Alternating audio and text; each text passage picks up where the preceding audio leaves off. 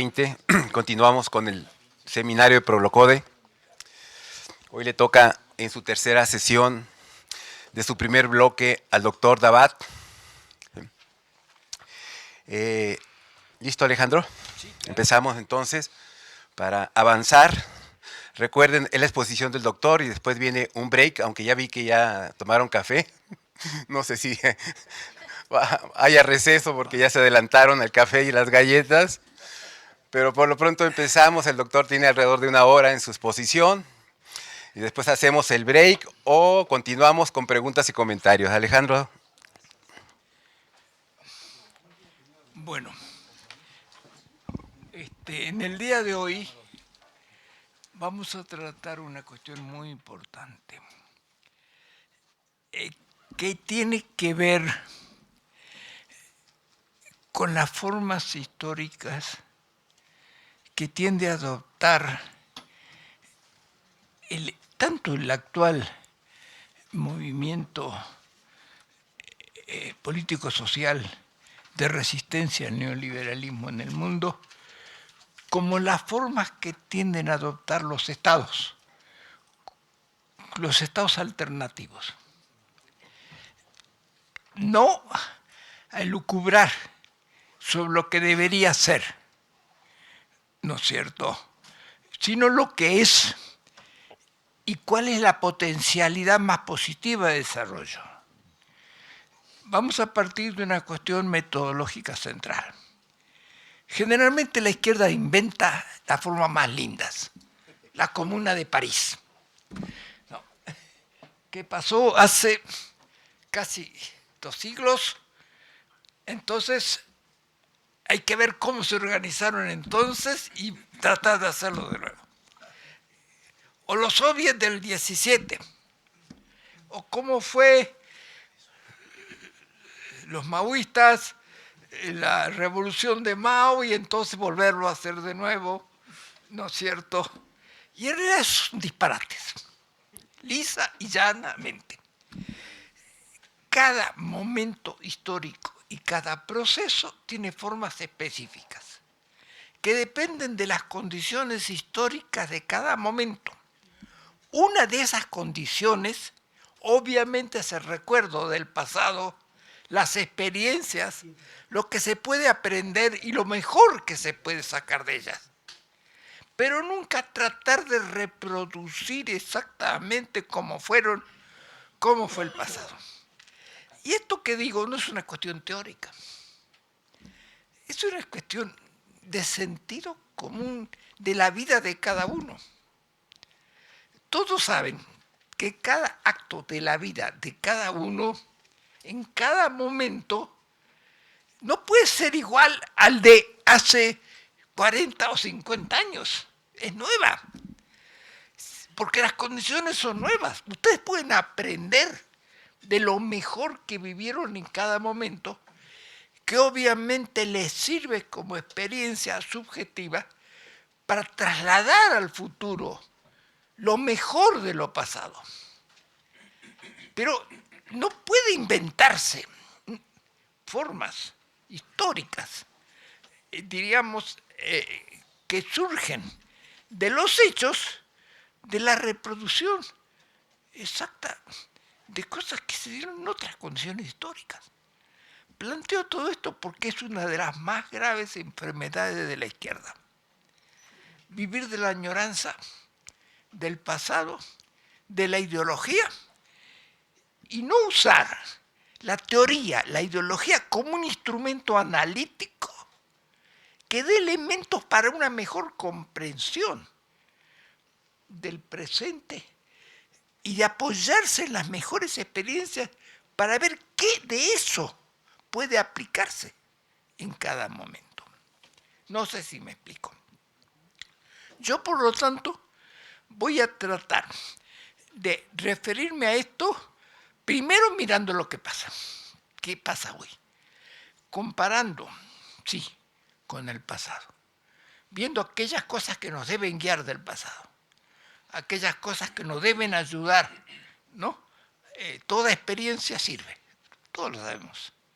Cualquier experiencia en la vida que tenemos, todo lo que aprendimos nos sirve para mejorar el presente. Siempre que no querramos hacerlo tal cual, como lo hicimos hace 30 años. ¿No? Tenemos que aplicar a las nuevas condiciones lo mejor del pasado. Entonces, el esfuerzo, digamos, que voy a hacer, así como estudiamos el capitalismo actual tal como es, ¿no? Tomando todo aquello de los textos clásicos, ¿no? El capitalismo, sus contradicciones, que tiene vigencia en general, pero adaptándolo a las nuevas condiciones históricas, vamos a hacer lo mismo en relación a lo que son las formas alternativas, ¿no? Que se le pueden oponer a eso que nos oprime.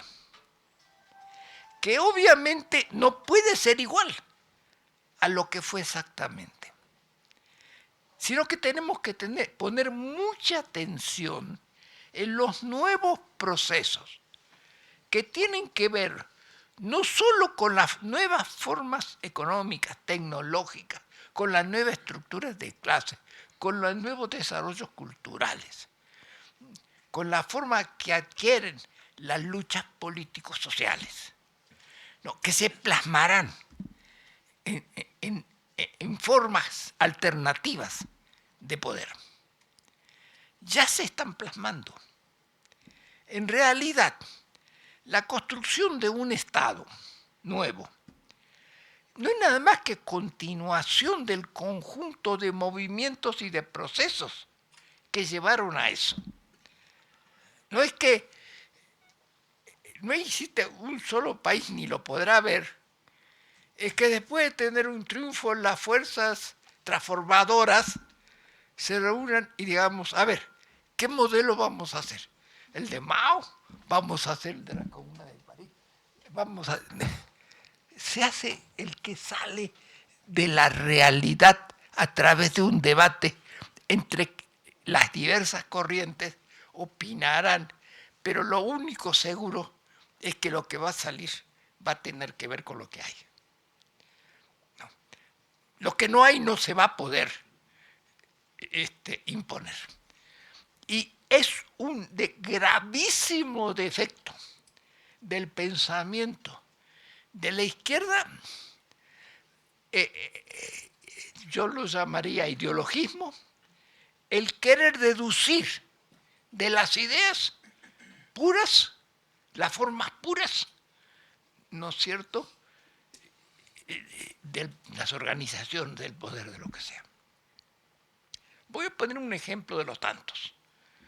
Por ejemplo, se habla mucho entre la izquierda de Lenin. Lenin es un marxista muy capaz, ruso. Casi todo lo que escribe sobre política, salvo algunos pocos textos relativos al mundo, al de su época, por cierto, no al mundo en general, ¿no? Tienen que ver con las condiciones específicas de Rusia. Por ejemplo, la concepción de partido. Lenin decía que en las condiciones de Rusia, de una salvaje dictadura zarista, solamente podía sobrevivir un partido socialista revolucionario bajo formas clandestinas y altamente disciplinadas y centralizadas, porque si no serían liquidadas por el zarismo. Y a esa discusión lo llaman modelo leninista del partido, aplicable a todos los países y en todas partes. Es un absurdo. Lenin, por ejemplo, en el quehacer, admira a los esposos BEP, a los sindicalistas ingleses, que tenían formas de organizar, pero completamente distintas. Ojalá las pudiéramos tener nosotros, pero no las tenemos. Cuba. ¿Cómo vamos a discutir una pequeña islita bloqueada, el modelo político o económico cubano? Una islita que lo que tenía, su fuerte económico era el azúcar y los casinos, el juego. situado a unos centenares de kilómetros de Estados Unidos, bajo una presión terrible. ¿Cómo vamos a discutir si Cuba tendría que haber implantado un modelo, el modelo, diríamos así, de la Revolución Rusa, con soviets bien hechitos, con o el consejista, no de obreros industriales, pero o el modelo de Rosa Luxemburgo, utilizó el que pudo utilizar. No sé si me explico. Entonces, yo no voy a hablar aquí de teoría abstracta. Voy a hablar de lo que veo que se puede hacer. ¿Se entiende? Y me interesa, no tanto por lo que voy a decir, sino como método, como manera de pensar. El marxismo, si algo trata, lo más profundo tal vez, es que, aparte de que parte de una concepción histórica en la cual reconoce la existencia de modo de producción, de explotación entre clases, su teoría se centra en el estudio concreto de las situaciones concretas y da instrumentos para entender eso. No es un modelo matemático, macroeconómico, deductivo. O no matemático, pero deductivo. Es nada más que un conjunto de indicaciones teóricas basadas en el desarrollo, en lo que ha sido el desarrollo del pensamiento a través de la historia y de las experiencias del mundo, ¿no? Tal como se han ido cambiando las distintas etapas.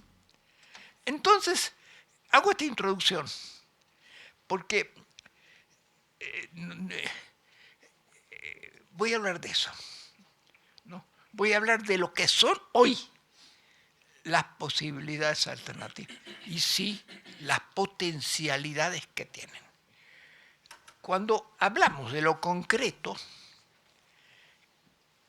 que es de lo que tenemos que hablar, de lo que existe, de lo realmente existente, de lo concreto, hablamos en un doble sentido, de lo que es y de lo que potencialmente puede ser. Y la construcción del futuro no es otra cosa que el desarrollo de las potencialidades más favorables del presente.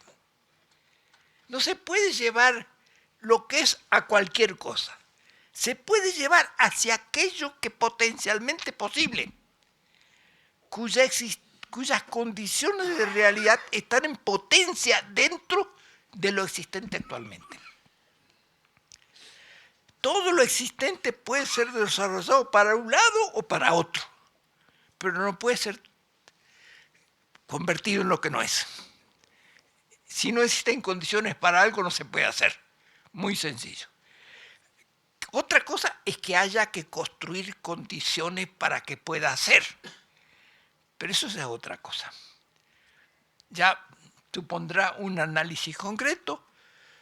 No nos gusta lo que hay, entonces tendremos que trabajar para crear condiciones para que pueda darse eso. Pero no se va a dar porque querramos. Se va a dar cuando existan condiciones y cuando las sepamos desarrollar. Bien, disculpen esta introducción tan larga, pero no se puede discutir de esto de otra manera.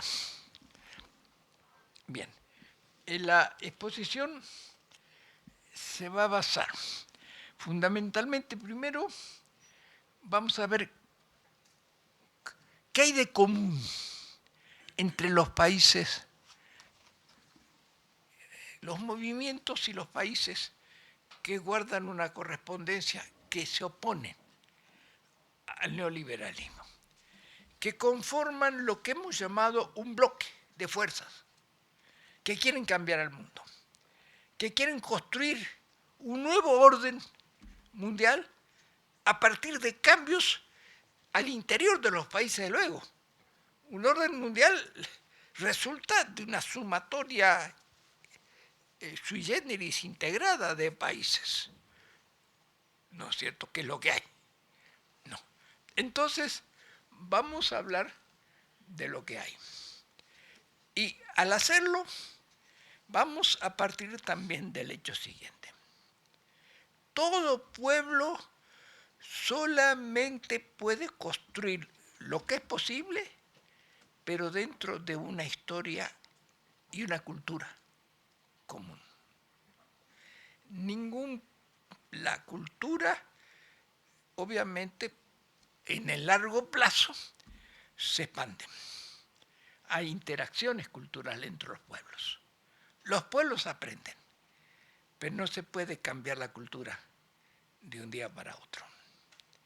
El disparate de los neoconservadores de Estados Unidos de ocupar Irak con la idea de que la única manera de controlar al mundo era trasplantar la ideología y las instituciones estadounidenses al Medio Oriente, bueno, fue un crimen que costó millones de vidas, pero en términos teóricos fue un disparate. No puede ser. Y como todo disparate, cuando se aplica a la realidad, es trágico. Yo recuerdo cuando yo abandoné la militancia en la Argentina para ponerme, fundamentalmente para dedicarme al estudio, era a partir de la convicción de que no teníamos idea de nada. Había que tomar el poder. ¿Para hacer qué? Lo que más se usaba en aquel momento, tomemos el poder y después los rusos nos van a ayudar. Yo decía, en esa época se había dado el trágico fenómeno de Pol Pot en Camboya. Pol Pot era un revolucionario camboyano que quería organizar a Camboya como había estado organizado 2 siglos antes, cuando era una sociedad urbana. Y se encontró con que la gente que vivía en las ciudades quería seguir viviendo en las ciudades, no quería irse al campo.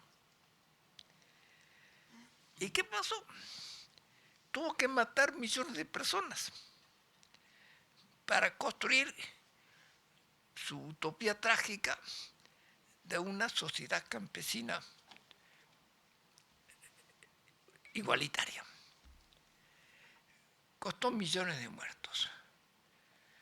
Yo decía, preferible que perdamos y que nos maten a nosotros, que nosotros terminemos matando a media Argentina. Por lo menos vamos a morir más tranquilos, no como asesinos. No sé si me explico. No. Bien, entonces, eso es básico. Para mí es el ABC del marxismo. No entenderlo es, para mí, discúlpenme, no entender nada. Es hablar porque es gratis. ¿No es cierto? Pero no tiene ninguna incidencia práctica, salvo en el sentido de desviar, en un sentido utópico e incorrecto, a los movimientos sociales de lo que se debe hacer, dividir, con utopías abstractas e imposibles de llevar a cabo. Bien, dicho eso, ¿qué hay de común entre todos los países que tienden a conformar un bloque de hecho? No existe un bloque formal entre los países que se oponen al neoliberalismo, pero sí un bloque de hecho que se manifiesta en apoyos, en acuerdos, en tendencias a la coincidencia. ¿Qué hay de común entre todos ellos? Obviamente hay de común, primero, ciertos elementos constitutivos internos.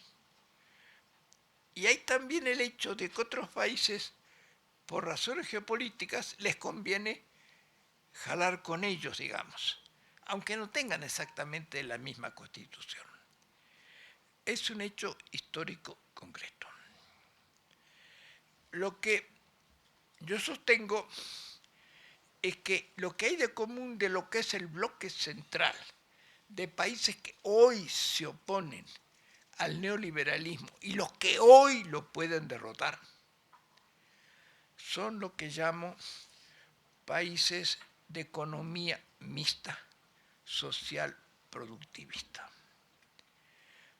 No son países socialistas que yo sepa en ninguno de los casos en sentido estricto. No, ni son también países exactamente, no son sobre todo países capitalistas neoliberales. Tienen otras características, bajo formas que tienen que ver con su historia. No es lo mismo la historia política de Occidente y de América Latina influenciada en el plano cultural por Occidente, aunque América Latina contiene tradiciones que no son solamente occidentales, que tienen que ver con su pasado indígena, que de alguna manera se expresan, ¿no es cierto?, en sus formas políticas, de, por ejemplo, las tradiciones orientales o incluso las más avanzadas tradiciones islámicas, que tienen tradiciones políticas distintas y por lo tanto formas distintas de organización para luchar contra el neoliberalismo. Pero ¿qué hay de común entre todas estas fuerzas? Eso es lo que nos importa. A mi entender, voy a hablar primero de las formas socio-institucionales que tienden a adoptar los nuevos estados. Yo diría que hay una coexistencia entre tres sectores económicos. El primero, para zafarse del neoliberalismo, es que haya un Estado nacional fuerte, que haya un Estado, un sector importante de economía pública, que controle en mayor o menor medida las principales palancas de la reproducción de la economía en su conjunto. O sea, lo que llamaríamos, bueno, los sectores estratégicos, lo que Marx llama condiciones generales de producción. No, el sistema financiero, directa o indirectamente a través de la regulación, el sistema de transportes, de comunicaciones, ¿no es cierto?, energético, ¿no? Que tenga una incidencia fundamental y que regule al resto de la economía. En las actuales condiciones, todos los países, salvo tal vez Corea del Norte, porque no lo he estudiado lo suficientemente bien, pero le va muy mal a Corea del Norte económicamente por eso, ¿no es cierto?, ¿no? Es que todos los países tienen un importante sector capitalista interno. ¿Por qué razón? Por una razón muy sencilla. ¿Por qué no hay países socialistas, digamos, entre comillas, puros, porque lo puro no existe, casi puros? Países donde los trabajadores dirigen los medios, o el Estado. Las dos formas de socialismo estatales, de socialismo que yo conozco, bueno, tres, ¿no? Existe el socialismo estatal, el de la URSS, discutible si es socialismo, pero así se lo llama, donde el Estado dirige los medios de producción, una burocracia estatal. Existe otro, digamos, donde los obreros son los propietarios, los trabajadores de los medios de producción, generalmente en una estrecha relación con el sector público estatal. Y en teoría existe una forma autogestionaria, no bien definida, con una enorme autonomía de las unidades productivas. ¿Cuál sería este último ejemplo? ¿Alemania o quién sería el país que usted considera que cumple estas perspectivas, esta última situación en donde los obreros tienen esa influencia en los medios de producción? Hasta ahorita ninguno. No, estoy hablando, esto no se, o sea, lo que más se da es hoy día economías neoliberales, donde manda el mercado, y economías mixtas con mercados regulados. Eso es lo que hay. Okay. Y la regulación no es solamente un problema de reglamentos y de controles, es también de propiedad de ciertos elementos estratégicos de la economía, que pueden ser más o pueden ser menos. Depende de las necesidades prácticas. No es un problema de principio. Lo fundamental es quién dirige. La orientación general de la economía. ¿La dirige el mercado o lo dirige el Estado? Entendiendo aquí que es básico una segunda cuestión. Si lo dirige el Estado, es bajo formas democráticas de participación popular o bajo formas burocráticas, ¿no es cierto?, de autocráticas por parte del Estado. No. Pero eso también es una importante modificación en un país o en otro. Pero en última instancia son las dos maneras principales que existen en el mundo. Y podríamos decir que la lucha fundamental en el mundo es entre países neoliberales y los que se resisten. Por los males del neoliberalismo, para poder tener una existencia independiente como tal, para poder resistir, lo que tiene un importante sector público. Yo los llamo social productivistas. ¿Por qué? Porque mientras el neoliberalismo insiste en la libertad de mercado, en el libre movimiento del dinero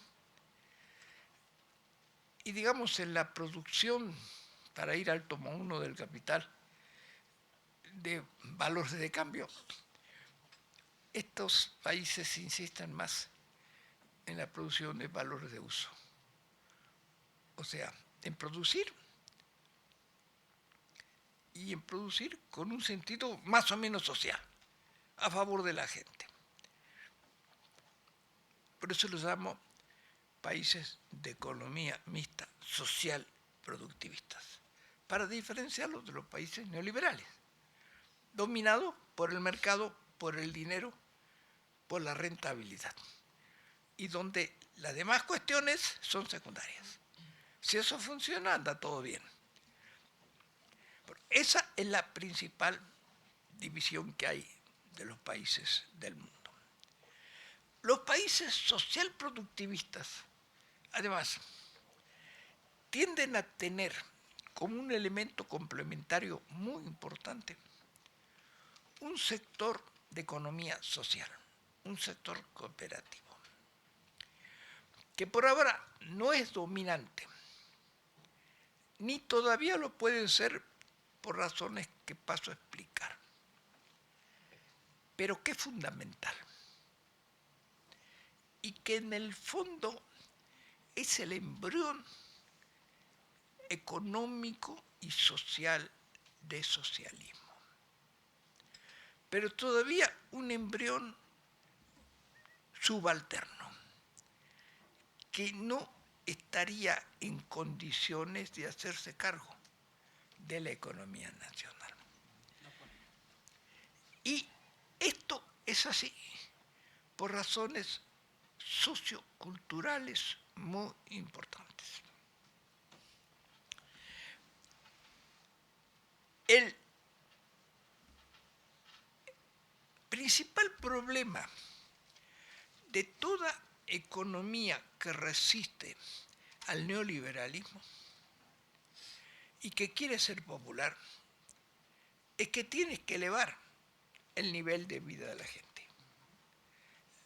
El concepto mismo de democracia, sobre todo el principal, que lo explicó maravillosamente, aunque después no lo hiciera el presidente de Estados Unidos, que luchó contra la esclavitud, el de la guerra de secesión, ¿cómo? Lincoln, Abraham Lincoln. ¿Pero era esclavista también? No, al contrario. ¿Tenía esclavos? Tendría, pero luchó contra la esclavitud. A ver, acá hay una cosa que es fundamental. Gracias por preguntarlo. Cuando decimos que los burgueses, tenemos que distinguir siempre entre una clase y las peculiaridades de un individuo, que no es la regla. La mayor contradicción del marxismo que plantea, tal vez en el fondo, no es tal contradicción, pero no sé por qué no la usan más los capitalistas, ¿no? Es que Marx pudo escribir su obra porque lo mantuvo un empresario, Engels. Y porque que fue, junto con Marx, el principal exponente del socialismo científico. Y porque antes de él, el principal exponente del socialismo utópico había sido otro empresario, Haugen. Esto lo digo porque no se puede deducir nunca de la forma económica digamos, que puede obedecer, lo individual puede obedecer a 1000 circunstancias coyunturales. Yo nazco en una familia que es esclavista y en principio soy esclavista, pero yo me rebelo contra eso. Y en la medida que me rebelo contra eso, dejo de serlo. Y puedo trabajar en contra de los intereses de mi familia. Voy a poner otro caso histórico porque hay miles. León Tolstoy, la Rusia feudal. León Tolstoy era, no sé si habrán visto la película, una hermosa película de su biografía.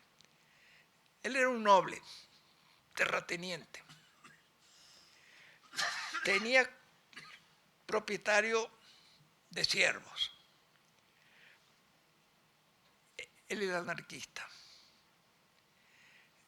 Y su gran bronca personal, aparte que trataba muy bien a sus siervos, es que cuando muere le deja su propiedad no a su familia, se la deja a sus campesinos. Una bronca terrible con la esposa, no, está en la película muy bien. Él puede definirse como un terrateniente feudal.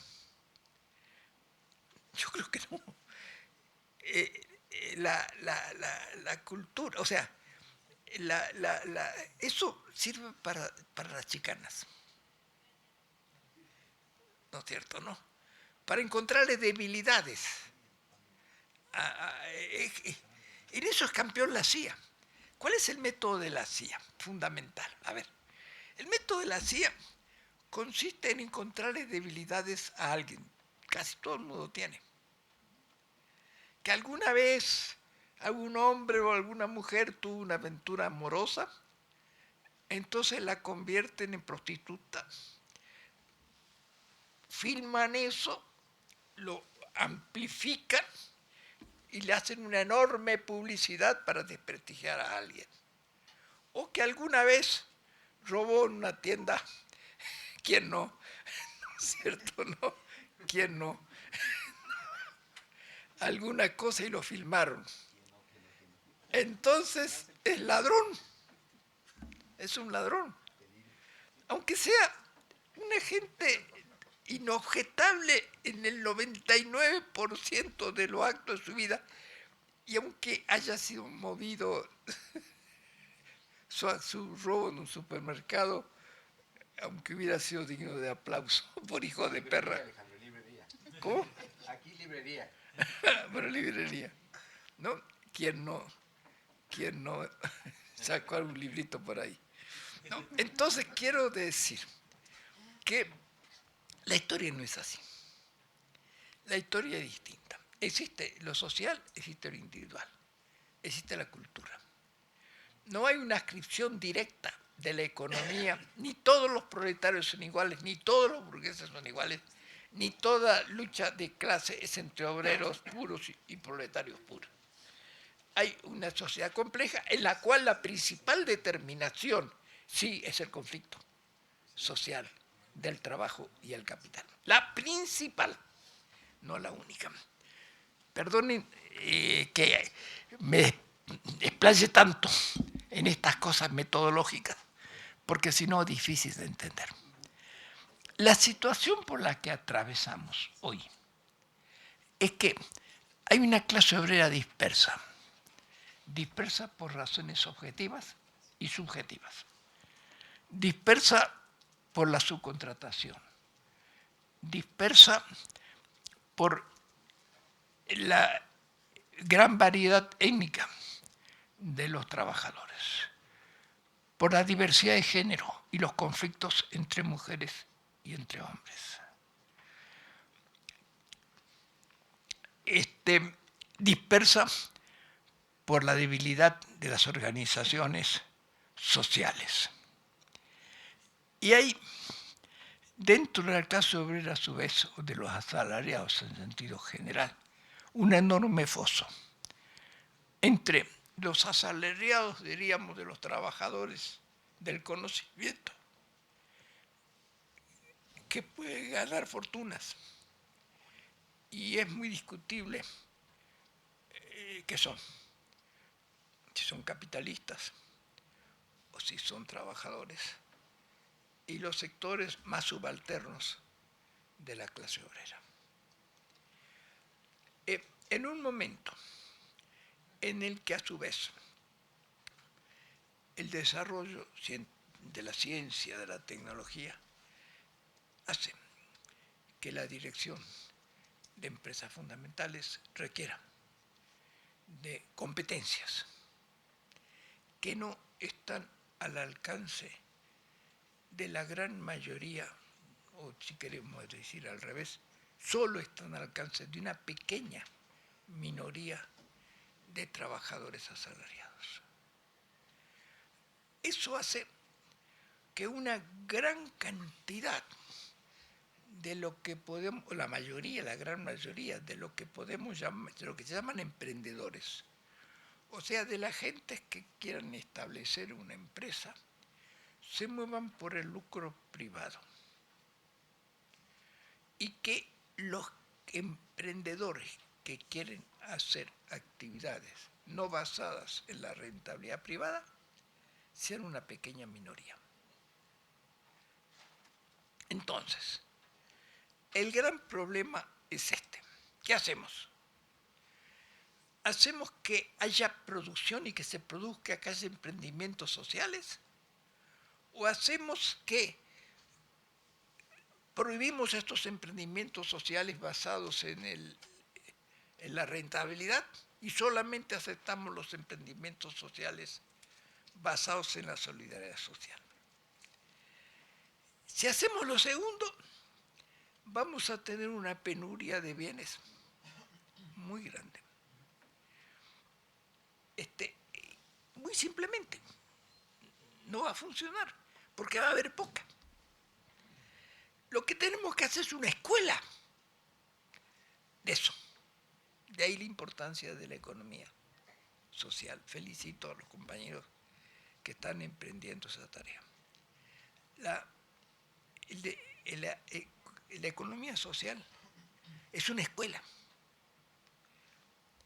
en potencia desarrollándose es lo que va a generar emprendedores de abajo, que no se muevan por el lucro.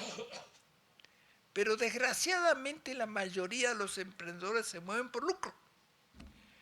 Ahora, sí, una economía para que funcione necesita una economía popular. Primero, dar bienes, servicios, elevar el nivel de vida de la gente.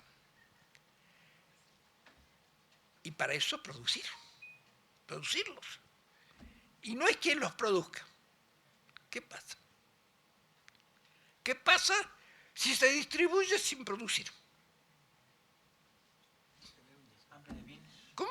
Hambre de bienes. Y sí. Hambre de bienes. Yo conocí 3 experiencias que se resolvieron de manera... Me gustaría tener más tiempo para poder desarrollarlas una por una en detalle. En la cual el avance unilateral sobre la distribución sin producción conduce a la ruina económica. Muy sencillo. Conduce a la falta de bienes y al hambre. La experiencia histórica demuestra, de ahí el gran éxito de la economía china, que podemos decir que hay mucho peso de la burguesía, que no nos gusta, que podemos decir lo que sea, pero lo cierto que es un éxito impresionante en combinar el crecimiento y también el elevamiento del nivel de vida.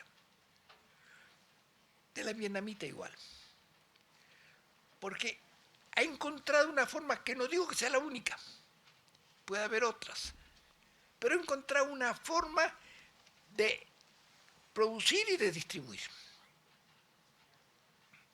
No se trata de si nos gusta o no nos gusta. Si no nos gusta, como todo lo que no nos gusta, supongamos que no nos gusta una determinada comida. Bueno, comemos otra, pero no podemos dejar de comer. ¿No es cierto? Porque no nos gusta la comida, nos morimos. O sea, si toda la comida que hay no nos gusta, yo no sé si alguna vez alguno de ustedes ha estado preso, yo he estado preso.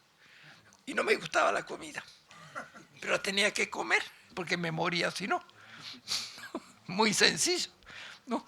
Entonces, el problema es que es muy fácil. Los niños bien pueden decir no me gusta porque tienen 1000 cosas para elegir. Pero la gente común tiene que aguantarse y comer cosas que no les gusta. Además, elegir entre las que, digamos, le disgustan menos. ¿No es cierto? Porque no podemos tener un doble rasero para pensar. Cuando pensamos en nosotros, pensamos, digamos, con sentido común. Y cuando hablamos del mundo, ahí somos puros. Ahí queremos llevar el cielo a la tierra. Y no. Independientemente si existe o no el cielo, que es otra discusión, yo no creo en él, pero respeto a los que creen en él. ¿No es cierto? No. Si existe el cielo, ¿no es cierto?, no está en la tierra. No. Y en la tierra tenemos que movernos con las cosas que hay. Entonces, los chinos, los vietnamitas y muchas otras economías se han desarrollado avanzadas en el sentido de conservar el control público de los sectores estratégicos de la economía nacional, coexistiendo con un sector privado regulado. ¿Por qué? Porque querían producir, porque sin producir no se podía repartir. Tan sencillo como eso. Elemental. No, si no se entiende eso, vamos mal. Las políticas sociales no ligadas a políticas productivas solamente funcionan cuando viene un tercero, como creíamos nosotros, ingenuamente, como creí yo cuando tenía 20 años, que tenemos que tomar el poder y ya van a venir los rusos a ayudarnos. Sí. ¿Es la nueva economía política de Lenin? Ahí en su discurso. Exactamente. El embrión. El primero que pensó así. No lo llegó a realizar porque se murió 2 años después de haber esbozado la idea y porque no había condiciones después de la Guerra Mundial, estaba en ruina Europa, nadie invertía en nada y menos iba a invertir en Rusia. Entonces, puede decirse que fue un fracaso en el sentido de que era una política que solo tenía sentido en el largo plazo. ¿No es cierto? Sí. Perdón, disculpe, doctor, pero si mal no recuerdo, el principio de Lenin, cuando la creación de los soviets, se fundamentó en la NEP, y la NEP tuvo esa iniciativa. La NEP fue antes de los soviets. De asumir emprendedores. Claro, mercados internos. exactamente. La idea de Lenin fue sencillísima. Fue el fundamento de la NEP de Lenin. Claro, Rusia estaba destruida. Rusia hace una revolución, una enorme revolución social, donde se rebelan los soldados, los campesinos, los obreros, toman el poder, hay una guerra feroz, Y la economía destrozada. interior, intervienen ejércitos extranjeros, una economía destrozada. El poder soviético, el poder que se llamó así porque existieron los soviéticos en Rusia, estaba destrozado el país. Y en esas condiciones, Rusia corría el peligro o de dividirse en 17 Rusias, ¿no es cierto? O de haber una derrota del gobierno revolucionario. Ya no derrota tanto en el terreno militar, sino de descomposición. Porque un gobierno que no da de comer a su gente, finish. No, a la larga. Las cosas a la larga. A ver, una de las cuestiones fundamentales metodológicas es que no se puede pensar solo a la corta. El problema, uno de los problemas más graves del neoliberalismo es que piensa en la corta. La rentabilidad rápida. Hacerse rico enseguida. Y en realidad, en la historia, todo proceso, solo dice un entrenador de fútbol que quiere hacer un buen equipo. Necesita tiempo, necesita que un equipo se entienda, necesita formar un equipo, necesita construir el futuro. Eso, quien quiere hacer casarse y tener hijos y hacer un matrimonio feliz, no puede pensar en un mes o en 2. Tiene que pensar en el futuro.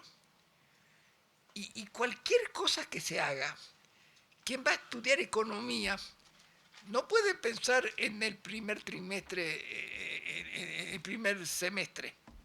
Tiene que pensar en su carrera. Tiene que organizarse para el tiempo que sea necesario. Así se hacen todas las cosas. Se hacen bien. Se pueden hacer mal, desde luego. Se puede improvisar y ser aventurero y vivir muy bien hoy, gastándose todos los recursos y muriendo como perro. Muy sencillo, todo el mundo dueño de hacer eso. Pero si quiere construir su vida digna, tiene que pensar en el futuro. Claro. Y lo mismo tiene que pasar con un país. Entonces, un país que quiera garantizar un alto nivel de vida a su gente, tiene que pensar en tener una economía productiva en el largo plazo o relacionarse mediante un intercambio con otros países, un abastecimiento, digamos, un intercambio que le permita obtener esos bienes, pero eso le va a generar una dependencia muy fuerte de ese otro país. Es válido hasta cierto punto. Debe, como todo el mundo sabe, una persona que depende demasiado de otros se torna dependiente de otros para mantener una personalidad independiente y propia. Se debe depender de todo el mundo porque nos necesitamos entre todos, pero a partir de desarrollarnos nosotros mismos, ¿no? Hablo con sentido común, me salgo de la esfera estrictamente teórica, histórica, y para recurrir tanto a ejemplos del sentido común, porque en última instancia también la política es parte del buen sentido común, porque hay dos sentidos comunes.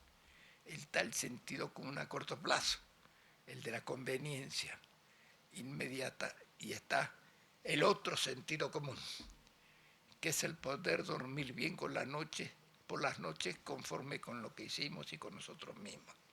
Que ese es el mejor sentido común. Como si no tuviera deudas. ¿Cómo? Como si no tuviera deudas. Claro. Podemos... Todo nos viene bien. En este momento es la gloria aparentemente. Pero si nosotros lo hacemos destruyendo las premisas del futuro, no va a ir mal. Bueno, hablo en términos muy pedestres para que se entienda. No existe la posibilidad de un socialismo o de los trabajadores que dirige la gran mayoría de los medios de producción, porque no existe culturalmente y desde el punto de vista de las competencias esa posibilidad objetiva hoy. Porque no existe emprendimientos productivos de abajo lo suficientemente fuertes. Tenemos que apoyarlos con todo, pero no existen todavía. Eso debe quedar grabado así con letras de oro. ¿No es cierto? No existen, hay que construirlo. Hay que hacerlo. Pero no existen. Entonces, este tercer sector social de la economía es muy importante. Es muy importante primero como complementario, como salida para mucha gente, sobre todo a nivel local. Debe impulsarse, pero no es la solución actual a los grandes problemas de la economía. La solución actual es una economía de empresas productivas reguladas por el sector público, ¿no? Para evitar que se desvíe el trabajo. Las empresas capitalistas se rigen por una lógica propia, que es la ganancia. Si se deja regirlas por la lógica del mercado y de la ganancia, solamente estamos listos. Hay que ponerles reglas. Ustedes existen, pero siempre que se ajustan a estas reglas reguladas. Entonces es necesaria una economía regulada. Y para eso un Estado fuerte. Y no puede haberlo sin un Estado fuerte. Y ese Estado fuerte, para ser fuerte, tiene que controlar las principales palancas de la economía nacional. No todas, porque si controla demasiado, ahoga y se burocratiza. Pone gente incompetente, que es otro problema el de la burocracia. Generalmente se confunde el control del Estado con control burocrático. Si se pone gente incompetente y carente de compromiso social al frente de muchas cosas, vamos a tener una economía profundamente corrupta e incompetente. Porque no va a haber... Hay dos móviles. La gente se mueve por dos tipos de móviles. Se mueve por móviles sociales. La comprensión de lo que le conviene al país. La coincidencia entre el interés personal y el interés público, y la gente que solamente se mueve por intereses personales. Si ponemos al frente de empresas públicas a gente que solo se mueve por intereses personales, vamos a hacer un desastre. Exactamente. Vamos a sembrar corrupción. Entonces, el sector público tiene que ser limitado a lo que puede controlar la fuerza renovadora de cambio dentro de un país. A gente con convicción y con competencia. No es cuestión de repartir empleos, no, sino de garantizar esto. Bien, esto es lo que hace a lo que yo llamaría fuerzas socio-institucionales, organización socio-institucional del país. Esto tiene que ser complementado también por fuerzas sociales. En primer lugar, se requiere una fuerza dirigente de algún tipo. Llámese partido, frente. Puede ser en ciertas circunstancias coyunturales un ejército triunfante. No, es necesario una dirección. Es necesario, ¿por qué? Porque si no el movimiento no tiene, necesita una dirección. El Estado, hablamos de un Estado que regule, pero ¿quién lo dirige? El Estado. Hace falta alguien que lo dirija. Pero en segundo lugar, eso desde arriba no funciona si no hay un potente movimiento social desde abajo. Y cuando yo hablo de un potente movimiento social, no me refiero a un movimiento social, me refiero a muchos movimientos sociales que actúan coordinadamente. Esto no puede olvidarse. Hoy día está muy de moda, en México toda una discusión, por ejemplo, el movimiento, supongamos, el movimiento de las mujeres. Se puede contraponer el movimiento de las mujeres al movimiento, a otros movimientos, al movimiento de los obreros, al movimiento de los campesinos, al movimiento de los jóvenes, al movimiento de los indígenas. Todos los movimientos son importantes, todos, y tienen que tener autonomía, y tienen que alentarse, todos, en la medida en que todos son legítimos si luchan en contra de la explotación y de la opresión y a favor de la liberación del país.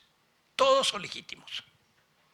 Y oponerse a movimientos fundamentales en consideraciones mezquinas es dividir, es impedir que haya un movimiento sólido de abajo.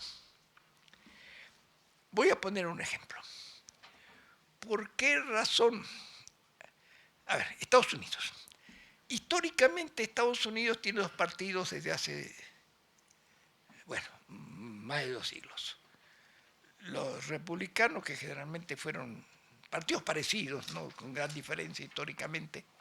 Los republicanos movidos por el dinero de los ricos, y los demócratas más bien apoyaron los sindicatos, con sectores también empresariales, pero su fuerza principal, sobre todo el New Deal y en el siglo XX, fueron la AFSCME, las grandes cotizaciones de los sindicatos eran los que mantenían. Hoy día, cuando el movimiento obrero nunca ha estado tan en crisis, tan disperso, tenemos en Estados Unidos el mayor movimiento, la mayor radicalización, la posibilidad de que un presidente que se reivindica socialista democrático gane las elecciones del Partido Demócrata y según las encuestas gane la elección presidencial. A pesar de que parte de la clase obrera apoya a Trump, sobre la base de demagogia, pero también de un hecho concreto, que es la resistencia del sector de los trabajadores blancos a la migración latina, ¿no es cierto o no? Y al peligro de perder empleos, ¿no? En estas condiciones de división de la clase obrera se da la mayor posibilidad de triunfo del presidente más izquierdista, por decir algo, más avanzado, digamos, que ha tenido nunca Estados Unidos, según las encuestas. ¿Por qué existe esa posibilidad? Existe porque hay varios vigorosos movimientos de abajo. Uno es obviamente el movimiento de los migrantes, de los latinos. No se sabe bien todavía qué pasará con los afroamericanos. Es clarísimo que es fundamental el movimiento de las mujeres. Es decisivo.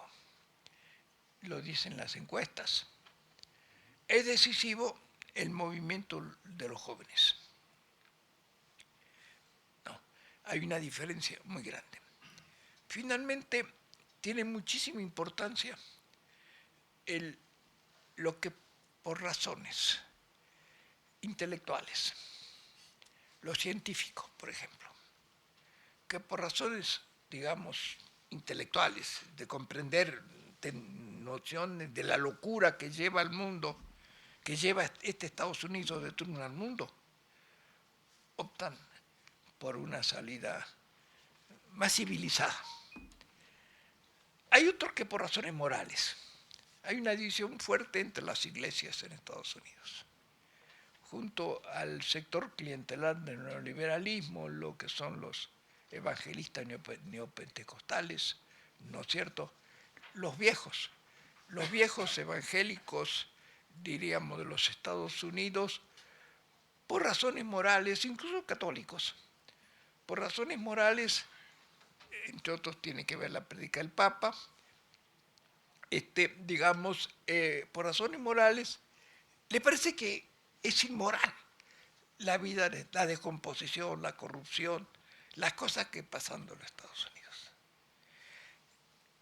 Si gana Trump, es por una combinación de esas cosas. Si gana Trump, si gana Sanders.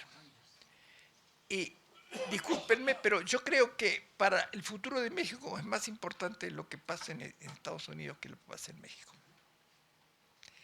México está atrapado y puede hacer muy pocas cosas.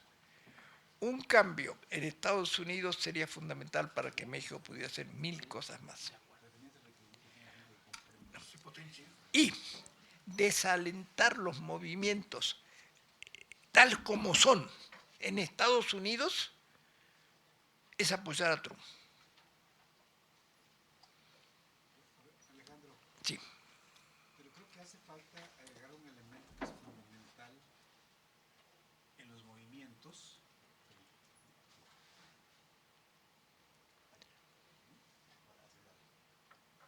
O sea, es fundamental. ¿Sí se escucha? No,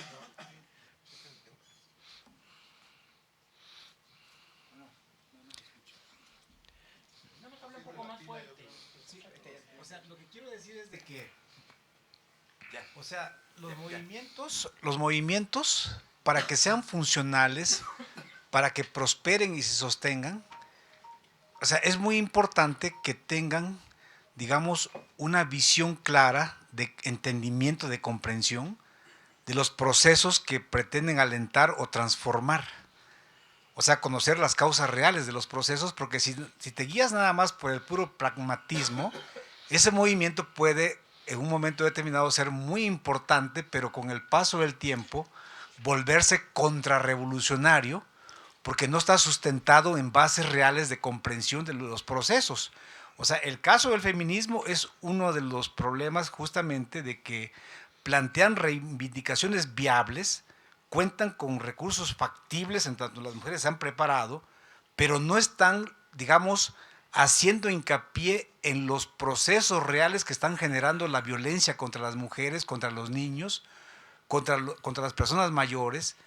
No están yendo a eso, o sea, ni la cuarta transformación ni el movimiento feminista en el mundo está yendo y haciendo énfasis de cuáles son los procesos reales que están dando hoy día al aumento de la violencia en la familia, al aumento de la violencia en las calles, al aumento de las violaciones, etcétera. Entonces, creo que me parece a mí que si no vamos al fondo de los problemas, esos movimientos, repito, subsisten muy poco tiempo como posibilidades reales de transformación. A ver, tienes y no tienes razón. Es cierto lo que dices. Pero te voy a poner primero otro caso completamente distinto. En China se ha discutido de que muchas de las transformaciones que sucedieron fueron improvisadas, que no fueron institucionales, planeadas, etcétera. La transformación agraria fue caótica. El problema, eso está ya reconocido, el problema era que era gente que empujaba de muchas maneras, a veces en sentido contrario, pero empujaba bien. Luego se convirtió en peligro eso y hubo que institucionalizarlo, que organizarlo, que compatibilizar las partes para que realmente fuera lo que tuvieras. Yo creo que ningún movimiento nace consciente de su papel histórico general. Nace consciente de su problema. Si los migrantes, antes de ser migrantes y de quedar sin trabajo, no son conscientes de lo que tendrían que hacer, cuando se quedan sin trabajo, migran y hacen lo que pueden. Pelean como pueden y hay gente que los ayuda y hay gente que combate contra ellos. Yo creo que todo movimiento progresista tiene que ser apoyado y a la larga ese movimiento tiene que ser encauzado. Más, es la manera de que ese movimiento, al verse apoyado por los demás, se integre a los demás. Voy a poner un ejemplo. Los verdes en Europa. Acá no, porque es un invento eso de los verdes de acá, no. Un invento del PRI. No, en Europa, que es donde es fuerte el movimiento verde. El movimiento verde, para nosotros, yo diríamos que es un movimiento posmoderno en el sentido, hacemos una definición en el libro que es,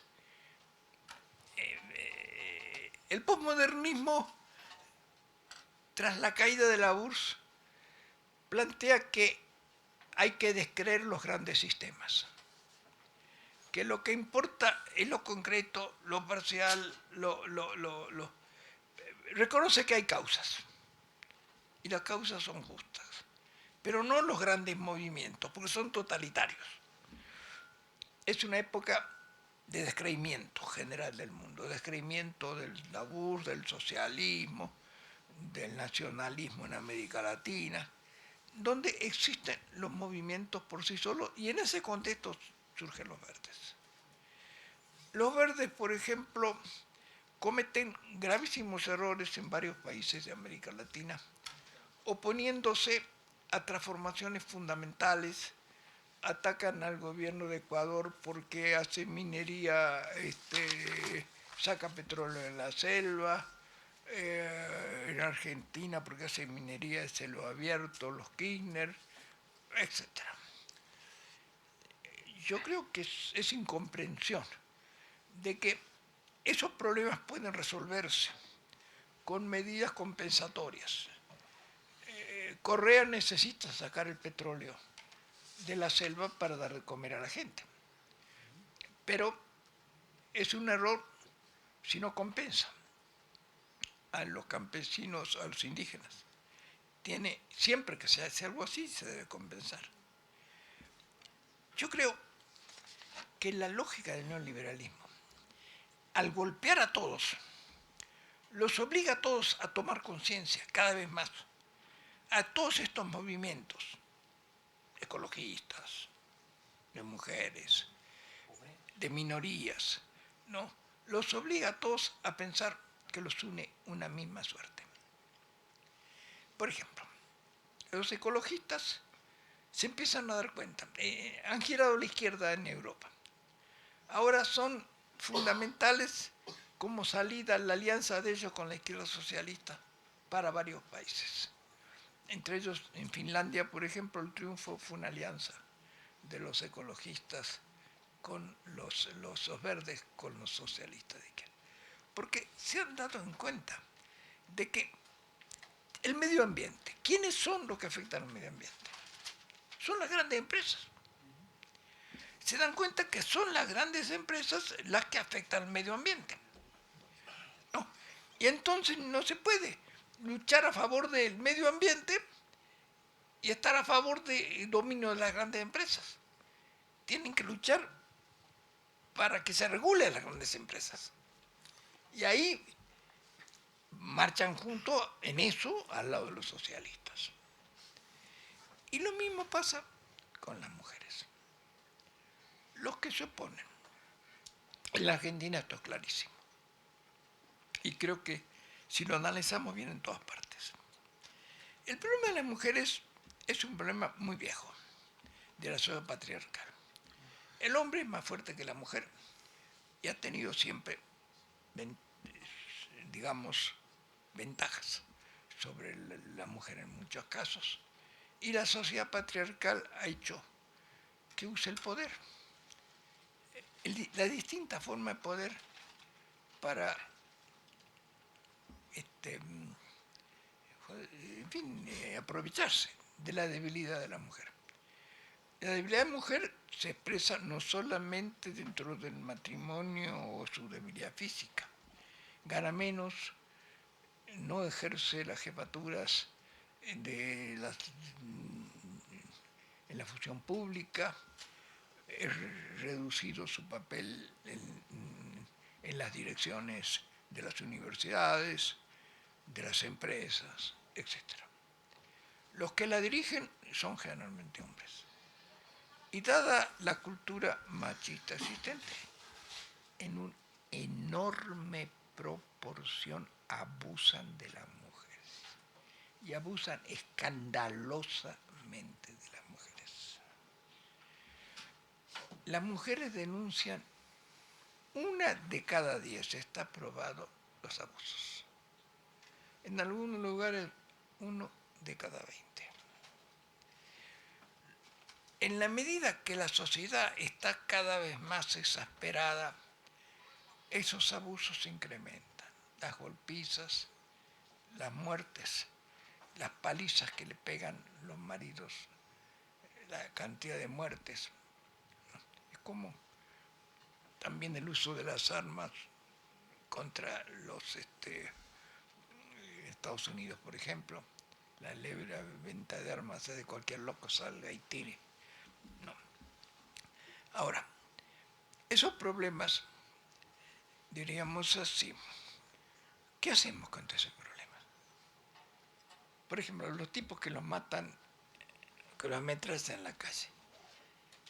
Les decimos que eso no es el resultado del capitalismo actual y de la opresión que hay, que se tienen que dejar matar, porque te tienen que dar cuenta que en el futuro, cuando el mundo sea socialista, no va a pasar eso.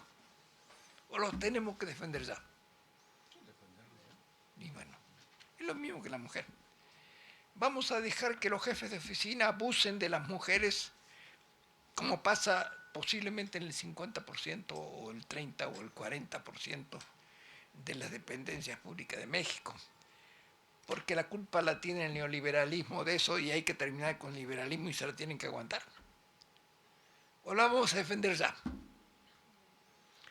Si no la defendemos ya, no las podemos sumar a la causa. La única manera de que se incorporen a la lucha general es que sientan solidaridad del movimiento social. No sé si me explico.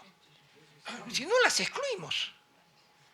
No, porque es cierto que el neoliberalismo agrava las cosas, pero no disuelve los problemas. Cada uno existe como cada uno. ¿No es cierto? Los migrantes existen como migrantes, hay que defenderlos como migrantes. A los afroamericanos como afroamericanos, a los jóvenes como jóvenes, a los sin trabajo como sin trabajo, a los ambientalistas como ambientalistas y a las mujeres como mujeres. Muy sencillo. No. De todas maneras, ahora un poco lo que hablaba José. Bueno, Sí. Acá el tema, doctor, es cuando hablamos de mujeres y metemos todo tipo de mujeres, ¿cómo va a armarse o cómo va a desarrollarse un proceso social si ahí está metida Margarita Zavala, las niñas de las lomas, etcétera, etcétera, etcétera? ¿Podemos pensar que de ahí se va a derivar un movimiento social? Digo, ahí estamos, desde luego, ahí también están metidas las mujeres indígenas, están metidas las mujeres proletarias, las que trabajan en las maquiladoras, las que de veras sienten la violencia, dicho sea de paso. Porque las de arriba no estoy seguro dónde estén paradas, honestamente. A ver, yo por lo que sé, los movimientos de mujeres no las dirigen las de arriba. Por lo que sé. Por lo que sé. No conozco ninguna parte. A ver, las de arriba están bastante bien. Es donde menos desigualdad hay. No. Las que más sufren son las de abajo. Ahora, como en todo, las que dirigen no son las de más abajo, sino las que tienen más cultura, más capacidad de dirección y más recursos. Pero no las que tienen más recursos. Porque más recursos tendría la mujer de Slim y no dirige esto. O la de Azcárraga. Son universitarias generalmente. No son las demás las que tienen más recursos. Pero eso pasa con todo el movimiento. Si vemos un sindicato, el sindicato de universitarios no lo dirigen generalmente los trabajadores de intendencia. No, lo dirigen los que tienen mayor capacidad intelectual, cultural y visión. Y al mismo tiempo condiciones para hacerlo. No. Entonces eso pasa con todo el movimiento. Eso pasa con los migrantes. ¿Quién dirige a los migrantes? ¿Los migrantes más pobres y miserables? No. Seguramente son aquellos que han estudiado, que tienen más conciencia, etc. El problema es cuando se arma un movimiento, ¿quién arma el movimiento? El que lo arma es el que lo arma. Si es un movimiento justo, es justo o no es justo. Y se incorpora quien se incorpore. Si se quiere incorporar la mujer de Slim, estoy seguro que no lo va a dirigir. O la nieta, o qué sé yo quién. No. Ojalá que se incorpore, pero como una más. No porque esté gente. No. Así como no podemos dejar de ser marxistas porque Engels fue burgués. No podemos dejar de apoyar un movimiento de mujeres porque haya una oligarca ahí, que esté, una hija que esté en el movimiento. Lo que importa es el movimiento y las demandas del movimiento, si son justas o no. Y luchar por terminar con eso. No lo vamos a terminar. No se trata de terminar. Se trata de avanzar. De avanzar en ponerle coto. Yo creo que nadie, cuando un movimiento social existe, es o porque es progresista o porque está armado por arriba, como pasa ahora, financiado por la CIA o con los angelistas o algo así. ¿No es cierto, no? Pero si es un movimiento auténtico, debe ser apoyado. Eso para mí es clarísimo. Y no apoyarlo, para mí, es hacerle el juego a la derecha. Porque es impedir la unidad del movimiento. Es orillarlas al movimiento que sea a mantenerse separado del gran movimiento que hay que generar. Hay que juntar a los movimientos. ¿Y cómo se los junta? Apoyándolos, no combatiéndolos, sumando. Para mí eso es fundamental. ¿No es cierto, no? Si no, no habrá grandes movimientos. O se pondrá una parte del movimiento a otra parte del movimiento. Yo creo que, por ejemplo, en gran parte de la caída del gobierno de Correa en Ecuador, que fue muy positivo en muchísimas cosas, tuvo que ver, por ejemplo, con que el movimiento de Correa no apoyó la lucha por el aborto, que es una lucha mundial de las mujeres. Y para mí totalmente justa. El aborto, no, el aborto reglamentado, no. la cantidad de mujeres que mueren. El aborto es un hecho. Muchísimas mujeres, sobre todo las más pobres, abortan en las peores condiciones de salubridad. O se permite que aborten en hospitales decentes o se van a morir como perras. No es cierto. Y tienen derecho, no es cierto, a ser atendidas dignamente en un hospital. O las apoyamos o no las apoyamos. Yo entiendo que por razones que respeto muchísimo, religiosas, etcétera, se pueda estar en contra.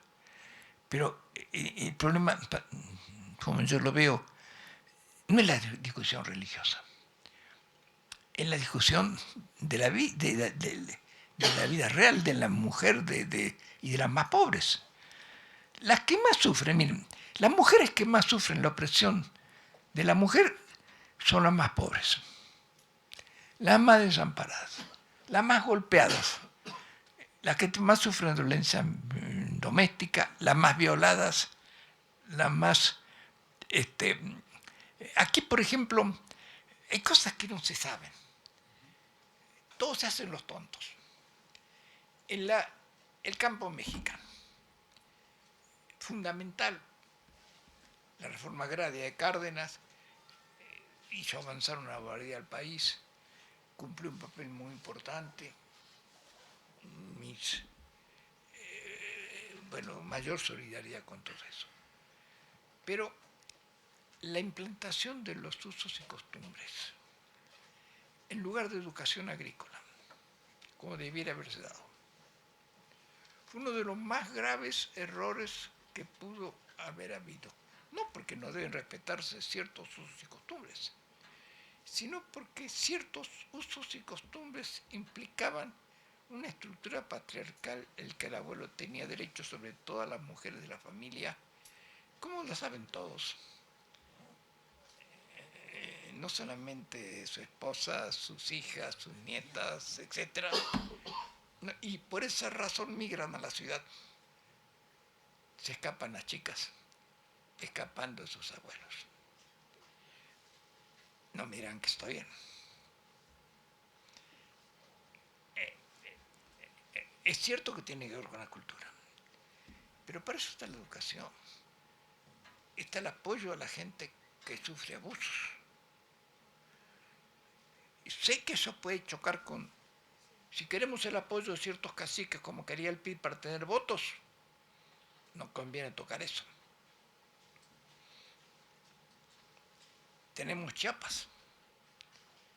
La lucha contra Samuel Ruiz, que quiso hacer una iglesia decente en Chiapas de lo que eran los defensores del abuso y costumbres de los caciques priistas de la comunidad de Chiapas. ¿Con quién estamos? Yo estoy con Samuel Ruiz. Será católico, será lo que quiera, pero luchaba por una dignificación de la vida campesina y de la mujer. ¿No es cierto? No, entonces, es un problema para mí fundamental. Tanto es que aunque no se dé cuenta, el que no apoya las luchas, y no hablo de la lucha de la mujer solamente, hablo de la lucha de todo sector oprimido,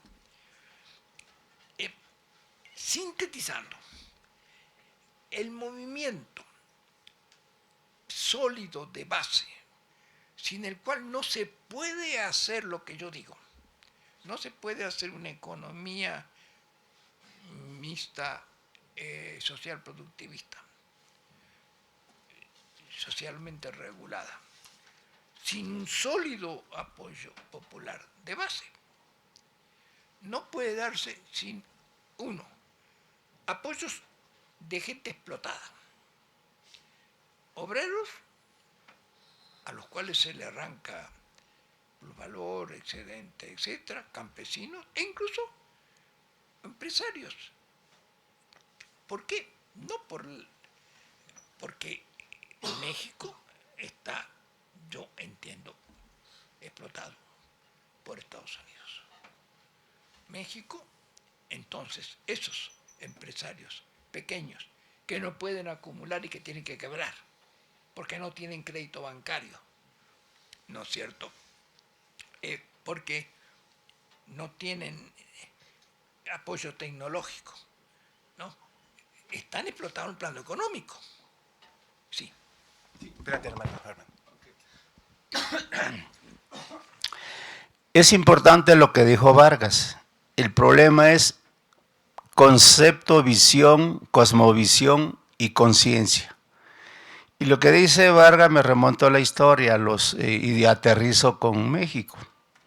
Por ejemplo, el problema de los movimientos son manipulados por la burguesía. Un ejemplo.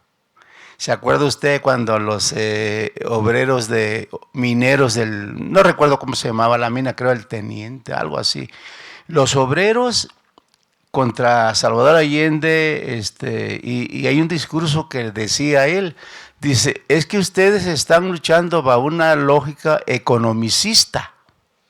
Esa palabra la utilizó Salvador Allende. Entonces, los obreros fueron manipulados por la CIA porque se dio lo que usted ya sabe mejor que yo, cómo se dio un proceso del imperialismo en contubernio con la derecha para derrocar a Salvador Allende. A eso me refiero. Y me refiero, lo que dice Vargas, me refiero a que son algunos movimientos, tanto en la historia y aterrizo en México, son manipulados por la derecha para enfrentarse a su enemigo de clase, se debe de decir, su enemigo de clase. Ahora, en el caso concreto yo estoy de acuerdo con usted, doctor, que son oprimidas, que no las valoran, el machismo, estoy de acuerdo con usted. El problema, repito, usted lo dijo muy bien, tener claridad del origen y que no lleguen los enemigos de clase y los inflen. Por ejemplo, en el caso de México lo está inflando los medios masivos de comunicación de la burguesía, como dicen los abogados, con premeditación, alevosía y ventaja, o sea, lo están inflando. El asesinato de Fátima, claro que es reprobable desde todos los puntos de vista. No hay discusión, pero lo están inflando. Por ejemplo, y hay una hipótesis, termino, hay una hipótesis. Está detrás George Soros, Calderón, y lo dijo él, Calderón y Fox. Hasta ahí le dejo, hasta ahí nada más. Mira, siempre la derecha va a utilizar las contradicciones internas del campo popular, siempre. Pero ese no puede ser el elemento definitorio, porque cuanto menos se las apoye desde el punto de vista popular, más la van a implementar. Y peor, lo van a ganar. Ahora la implementan y finalmente los van a ganar. Si le da la espalda el movimiento popular al movimiento justos, ese sector va a terminar con la derecha. Muy sencillo.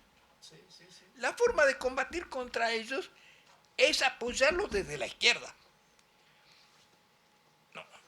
No quitarles el apoyo porque los implemente la derecha. Lo que yo sé es, por ejemplo, el teniente. Los obreros chilenos no estaban con ¿cómo se llama? Con la derecha. El teniente era un baluarte del Partido Socialista. Cuando se derrumba el gobierno de Allende, yo estaba en Chile, y se derrumbó. Es cierto que el imperialismo tuvo mucha culpa, pero se derrumbó aunque no se lo quiere reconocer por parte del propio gobierno. ¿Por qué? Porque, lo que dije antes, desarrolló medidas sociales y no desarrolló medidas productivas. Y entonces la gente no tenía que comer. Yo viví, el mercado negro creció. Y entonces empezó a haber múltiples sectores crecientes sectores que se oponían al gobierno, sectores que venían del riñón mismo del gobierno. Y la izquierda chilena, en lugar de afrontar eso, diciendo, bueno, aquí lo que necesitamos es fortalecer la economía productiva y darle de comer, salía con invocaciones a la unidad, al clasismo, al imperialismo, pero la gente no come eso. Hay que darle de comer a la gente. Entonces, a ver, yo lo que quiero decir, no podemos ocultar nuestros propios errores echándole la culpa de todo al imperialismo. El imperialismo tiene la culpa de 1000 cosas, pero no de todo. Nosotros tenemos mucha culpa. Y cuando la culpa es nuestra, tenemos que asumirla. Y tenemos que luchar contra nuestras culpas. Tenemos que cambiar, porque si no, no podremos. Porque, a ver, como muy bien dijo Gramsci, nosotros necesitamos un liderazgo no solamente político, sino moral, espiritual, sobre la gente. No, nosotros luchamos por un mundo distinto, sin explotación, sin opresión. Y no le podemos decir a la gente, a las mujeres que le están violando, que se dejen violar. No les podemos decir eso, porque si protestan lo van a implementar el imperialismo. No podemos decir eso. Que se dejen matar. No, tenemos que luchar porque no las maten. No, y hacerles llegar toda nuestra solidaridad. No podemos nosotros, digamos, disolver el verdadero problema de la injusticia, ¿no es cierto?, cerrando los ojos, porque si hablamos podemos darle argumentos al enemigo. Hasta cierto punto podemos manejar algo. El que no se dé mal es información, que no se la deforme, darla bien, etc. Pero no podemos dejar de apoyar las demandas justas de todo sector de la sociedad. ¿No? Yo veo eso una cuestión de principios. Porque si no somos izquierdistas, pero somos machistas. O somos, diríamos, izquierdistas, pero somos racistas. Como los europeos, que son muy izquierdistas entre blancos. Pero que no se le vayan a meter ahí, no los islámicos. Porque ellos son blancos, europeos y cristianos, ¿no? Ser izquierda con todos, ¿no es cierto? Y con los hombres y con las mujeres, y con los niños, y con los ancianos, ¿no es cierto? Tenemos que estar a favor de la justicia. Y si es justo una demanda, tenemos que apoyarla, ¿no? Y si alguien cierra los ojos ante eso, está mal. Simplemente. No digo que sea mala fe. Hay mucha gente que no lo hace en mala fe. Porque hay una cosa. A ver. Y eso pasa. Supongamos el apartheid en Sudáfrica. Para un caso. O en Israel. Se privan completamente derechos a los negros. No significaba que todos los blancos estuvieran con eso. Significaba que las organizaciones blancas, los que mandaban, imponían una suerte de solidaridad a los subalternos que no se atrevían a contradecirlos porque tenían miedo a ser despedidos o ser salvajemente discriminados, bromas fuertes, etc. Yo no sé si ustedes vieron una película policial, Serpico. Un policía que quería ser decente. Le hicieron de todo al pobre. De todo. Y bueno, y así pasa.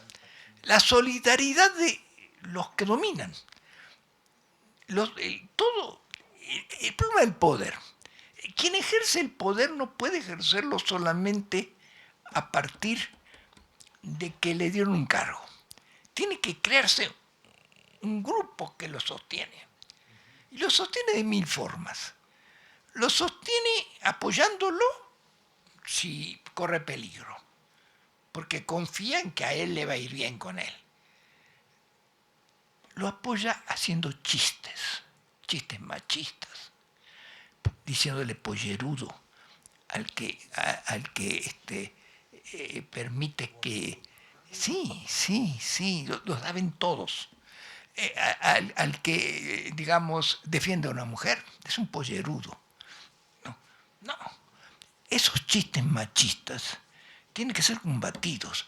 Sé que es difícil, y no digo que todos lo hagan o puedan hacerlos, pero está en la raíz del soporte al poder, y al poder contra los indígenas, al poder, son los chistes que hacen los blancos contra los negros, son los chistes que hacen todos los que tienen poder contra los débiles. Hay que defender a los débiles, y más cuando se levantan.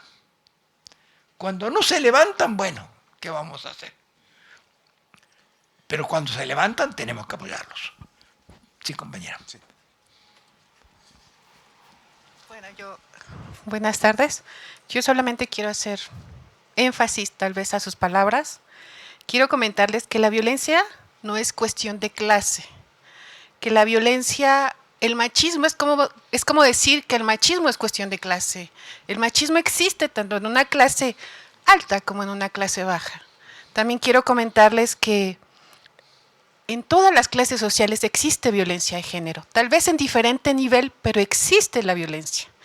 De alguna forma, la historia nos los ha dicho.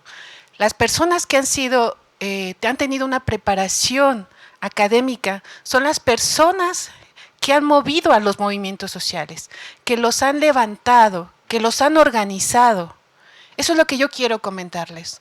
No tiene que ver con una cuestión de clase, si tiene dinero o no tiene dinero, la violencia de género. Nada más.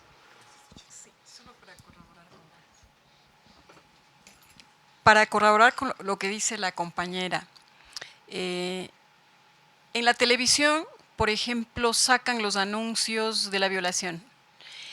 El secuestro o el asesinato, ¿no? Ahora, la violencia de género, ¿no? Se está matando cada vez una mujer, ¿no? Varias veces, como se viraliza la cuestión por la televisión. Entonces, están haciendo que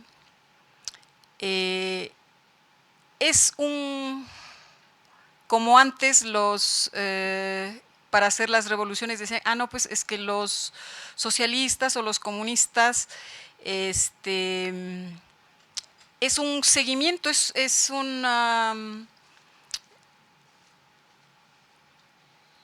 como una copia, ¿no? El término no se me viene a la mente ahorita, ¿no? Es una copia, ¿no? De si es que hay una violación, un feminicidio, ¿no? El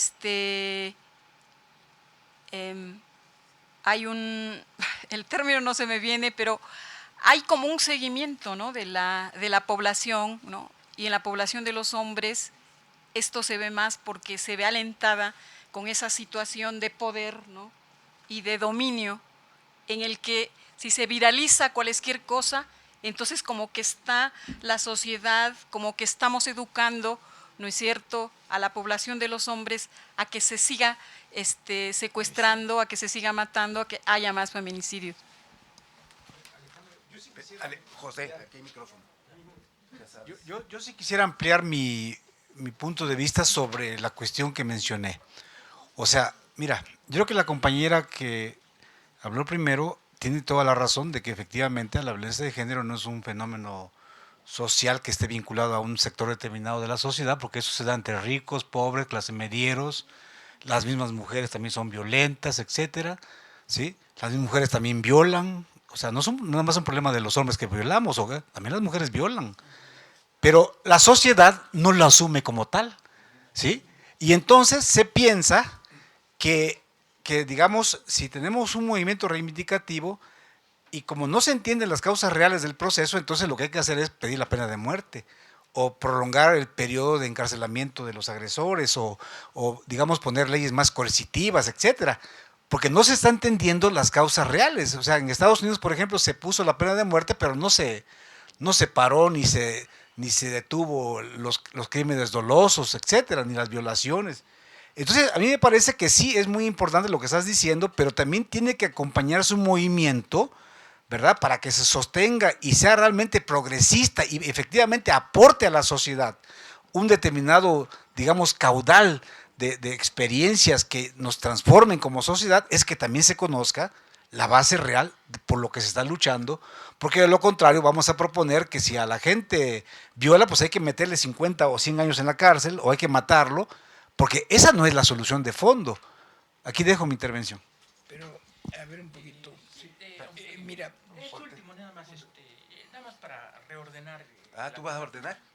No, nada más para, perdón, nada más para reordenar esto. Yo creo que ya nos salimos muchísimo del tema fundamental en base a la coyuntura, a la situación que nos está aquejando a la sociedad en este momento. Pero en relación a lo que dicen los otros compañeros, sí, estamos en una institución económica, estamos viendo desde la perspectiva económica. Sin embargo, tu atención, tu objeción o tu fundamento va en relación a lo jurídico. En realidad, sí, a lo social, pero todo esto debe estar regulado por lo jurídico. ¿De qué nos sirve incrementar más leyes? Las leyes están, las instituciones, los jueces, los ministerios públicos, las policías están, simplemente que no funcionan. Esto es, sin duda, elemento de descomposición social, que trae como consecuencia también los niveles de contradicción económica que estamos viviendo, y es parte, pero es una partecita fundamental. Regresemos al elemento que nos une aquí, que es el desarrollo y la evolución económica, social, hacia un nivel superior de convivencia económica, social, que es a lo que venimos, ¿no? Sí, de hecho estamos hablando, pero también consideremos, existen las leyes, existen los jueces, los ministerios públicos, pero no funcionan. ¿Por qué? Porque desde arriba está descompuesto esto. Entonces vamos a tener que ponerlo en orden. Démonos a esa tarea, ¿no? Y regresemos al fundamento de la temática, ¿no? Nada más eso, perdón. Nombraste, maestro, sobre la situación de claridad de la problemática. Y por ejemplo, salió un estudio la semana pasada que dice lo siguiente, 2 cositas nada más, legales. Y la primera es que en los 4 estados donde no se ha incrementado el número de años de castigo, son las que sufren menos la situación de estos. O sea, eso es tener claridad, que lo punitivo, el alargamiento de penas no es solución. Tener claridad. Entonces, primero. Segundo, los que están impulsando la pena de muerte, sucede que fue un problema para que los estados o varios estados del país, ¿sí?, ya no se permitiera. Entonces, esta situación de impulso en muchos estados no se va a permitir porque ya se quitó. Entonces, eso es a lo que se refiere. O sea, cada situación, como dijo el maestro, tiene que tener claridad para dónde va. ¿Sí? Uno, ya se vio que lo jurídico, lo que se está haciendo, no va a funcionar. Por lo menos, esas dos. No, yo hablo sobre la claridad, pero si no tenemos estos detalles, ¿cómo vamos a tener claridad? ¿Sí? Mira, perdón, a ver,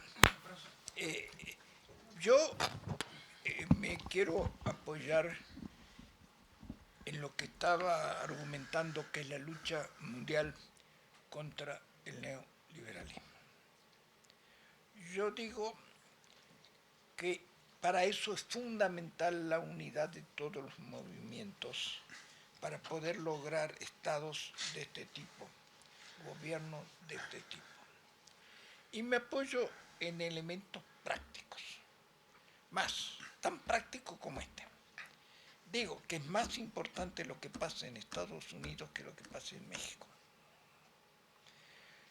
Y que si pasa en Estados Unidos es por la fuerza del movimiento de las mujeres, entre otras cosas. Porque se han sumado masivamente las mujeres a la lucha junto a los oprimidos, ¿no es cierto?, a pesar de que la clase obrera está dividida, ¿no es cierto? Y ese es un hecho objetivo, que en Europa está pasando lo mismo. Y que cuanto más pase en todo el mundo, más fácil va a ser avanzar. O sumamos a las fuerzas oprimidas al movimiento general y se educan entre todos, entendiendo cómo se refuerzan mutuamente, o los dividimos apoyándolo a unos sí y a otros no. El imperialismo siempre va a tratar de aprovechar los conflictos internos cuando un gobierno no hace algo. Por ejemplo, ahí van a ser los campeones ellos de esa lucha. Eso siempre lo hace, no con las mujeres, lo hace con todo. No lo hicieron con los obreros del teniente, lo hicieron con todo. Entonces el problema no tiene que ver con si, diríamos, con las particulares de un movimiento. El movimiento, así como hay mujeres que son más machistas que las propias mujeres, hay rompehuelgas obreros, ¿o no? Y los rompehuelgas obreros son como las mujeres que son más machistas que los machistas. Son los que van a golpearse con los otros obreros. Ese no es el problema. El problema es el movimiento positivo y los que sean obreros o no que se oponen a él, como individualidades, como grupos más grandes o más chicos. Yo eso es lo que sostengo, los movimientos como tales. Los movimientos como tales, si son justos, tienen que ser apoyados. Y si un gobierno no los apoya, así lo apoyemos en todo lo demás a ese gobierno, en eso no lo tenemos que apoyar. Tenemos que decir, eso no está bien. ¿No? Porque si no echamos a ese movimiento en brazos del enemigo. Ese es el problema. Lo echamos en brazos del enemigo o lo neutralizamos. Debilitamos al movimiento. ¿Y por qué? Porque el fondo del problema son los prejuicios que existen. Como ya dije, el poder tiene complicidades. Y si yo me apoyo, por ejemplo, si mi base social en el campo son los usos y costumbres de los caciques, que tienen esta cultura machista de abuso de la mujer, si yo ahí me baso, me voy a oponer a la reivindicación de la mujer, porque entonces me pueden dejar de apoyar. Ese núcleo machista de la comunidad campesina de usos y costumbres que esclaviza a la mujer. Muy sencillo. Yo sé que gente honesta acepta eso porque defiende la unidad de su comunidad. Pero esas unidades no las queremos nosotros. El problema no es penal, es cultural. Tenemos que luchar culturalmente contra esa idea de la complicidad con el privilegio. Hay dos complicidades, la activa y la pasiva. La activa es la que se mueve por hacerla, la otra la que se hace el tonto, porque no quiere tener bronca, ¿no es cierto? Porque no quiere que le hagan bromas, que lo descalifiquen, que no lo inviten a las fiestas, ¿no? Que le digan pollerudo, ¿no? Entonces esa es la complicidad pasiva. Y eso pasa con los negros, pasa con los... No es un problema de la mujer. La importancia que tiene la mujer es que la mitad, es más de la mitad más uno de la población. Y si nosotros nos echamos en contra a la mitad más uno de la población, al movimiento activo de la mitad más uno de la población, ¿cómo vamos a aspirar al poder? Muy sencillo. Muy sencillo. Necesitamos mayorías nacionales. Y no podemos tener mayorías nacionales sin el movimiento de las mujeres. Y tenemos que alentar que se organicen y que luchen por lo suyo. Y cuanto más luchen, más las tenemos que apoyar. Aunque nos duele en algunos casos. porque afecta a amigos nuestros, porque es inevitable. La lucha es así. No. Nosotros tenemos que llevar la lucha a fondo, si queremos. Si hemos llegado a la conclusión que la solución a estos problemas es la amplia unidad del pueblo, de todos los movimientos justos, para poder construir un Estado democrático de economía mixta social productivista, tenemos que tener una política de este tipo. Así nos peleemos con un amigo muy simpático que dice chistes muy lindos y que nos hace a muchos reír, ¿no? Entonces, esa es la cosa. Como yo lo veo.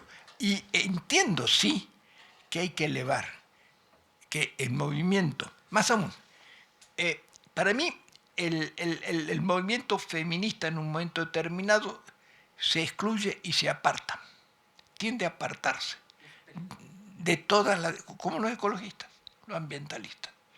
Son causas separadas, pero eso está desapareciendo.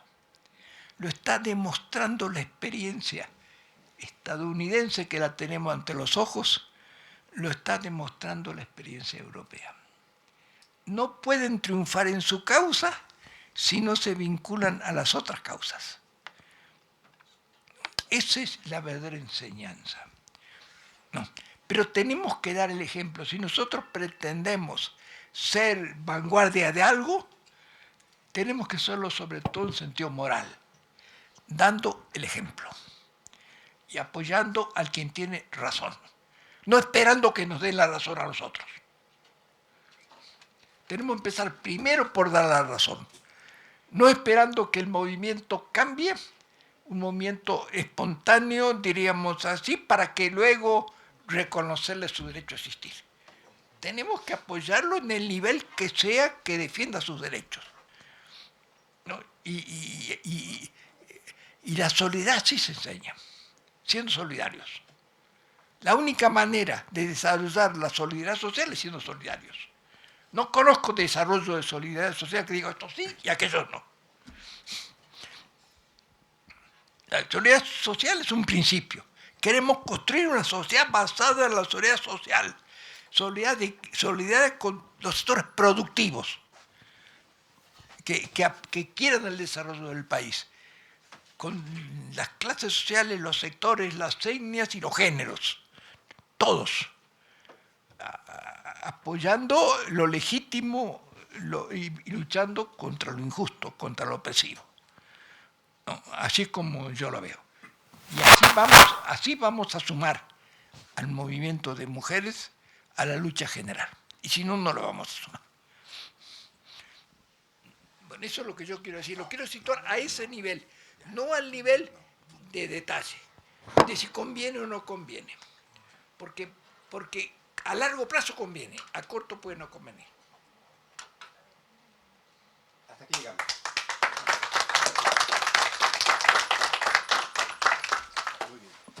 Nos vemos, nos vemos el próximo viernes.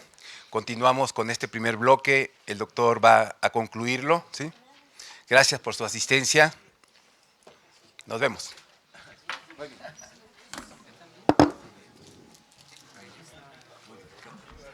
Muy bien, como ves, hay muchos opositores. Sí. Con pretextos hay muchos opositores.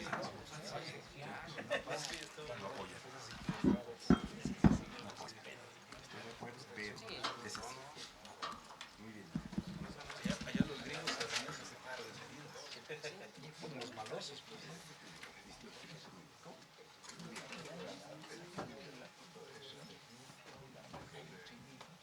¿Cómo estás, Poncho? No te vi, no te vi. Es que sí, ya te vi cuando pasaste las pastillas. Me parece que quedó muy claro. Muy claro.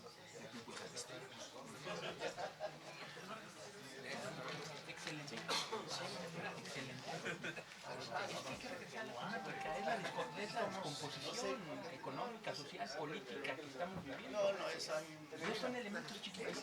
Si no los juntamos, no salimos adelante. Hasta luego.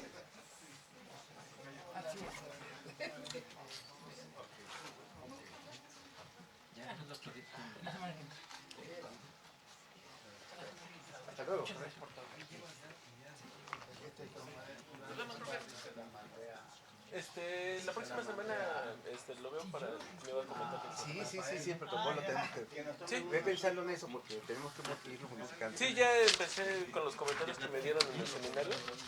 Ya empecé así como a replantear eso. Porque sí, yo quiero que nos veamos la próxima y que me lleves ideas de modificación. Sí, perfecto. Espero su correo para saber. Eso es. Gracias.